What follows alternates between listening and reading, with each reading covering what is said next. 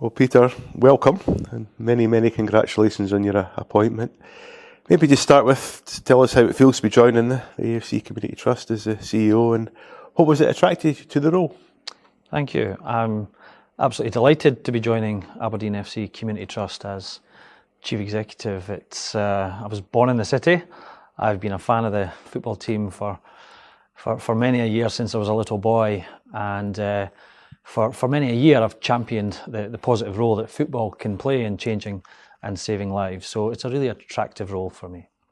We were just chatting before. Tell us a wee bit about your football background to start with. Because you've sat in the Aberdeen dugout, which is a great claim to fame. None of us have had the chance to do, so tell us a wee bit about that. So I've worked in football in some way, shape or form all of my adult life, from community football departments to the professional game and to both national and international football boards. You're right, I was part of Craig Brewster's management team at both Inverness Caledonian Thistle Football Club twice and at Dundee United, and the spell at Inverness involved us playing our home games for a period here at Pittodrie. And after that, you've gone on in a fantastic career in the community side of things in football. So tell us a little bit about your background. So I kicked a ball like everyone else, but I was no loss to the game when I decided not to play anymore. But football's always played a really important role in my life. It shaped the way in which I learn and stay well, and I've championed that powerful role of football for many a year.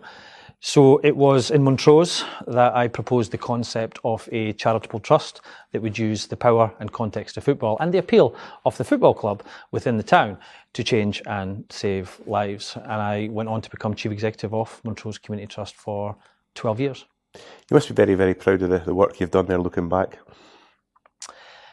Montrose Community Trust continues to do a power of work in the town. I think they engage with at least 10% of the population each and every week, tackling a range of inequalities. And I am particularly proud of what the Community Trust has achieved, and I thank the club for their support in making that happen. What do you think your biggest achievement was there, looking back? So like Aberdeen FC Community Trust, Montrose were crowned the best professional club in the community by the Scottish FA. That was in 2017. And I think for a provincial club like Montrose to be awarded that accolade was really a message to community football clubs across the country that if they can do it, we can do it. And there's a whole host of community football programmes and independent charitable trusts popping up at football clubs across not just Scotland, but the UK and beyond. Peter, just tell us a bit about also you've worked with the SPFL and also worked at a European level as well. Sure. I sat on the SPFL board representing Montrose Football Club alongside Alan Burrows as well, so I've had dealings with Alan at that level.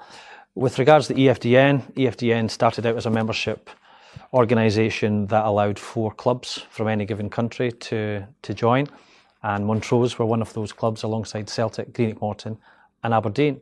That membership subsequently opened to all, and it reached 150 members, and in 2016 I joined the board of EFTN and sat there for 6 years.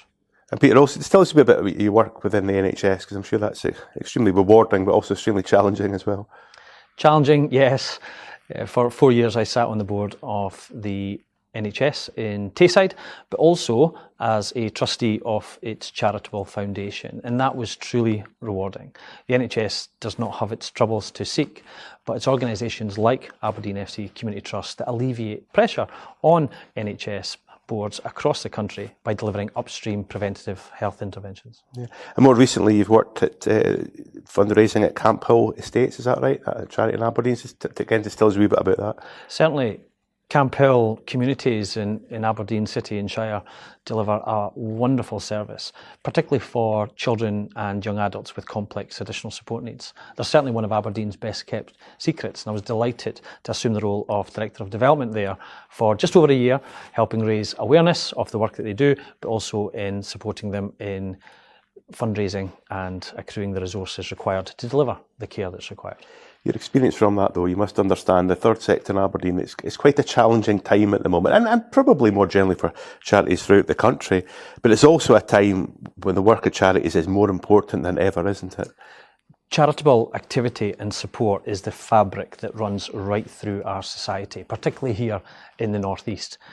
But it's a very thin and fragile thread. So I don't propose that our trust tries to replicate the work of a whole host of wonderful charities in the city and the Shire, but instead seek to identify and tackle the inequalities that are best served through the power of football and the appeal of this wonderful football club.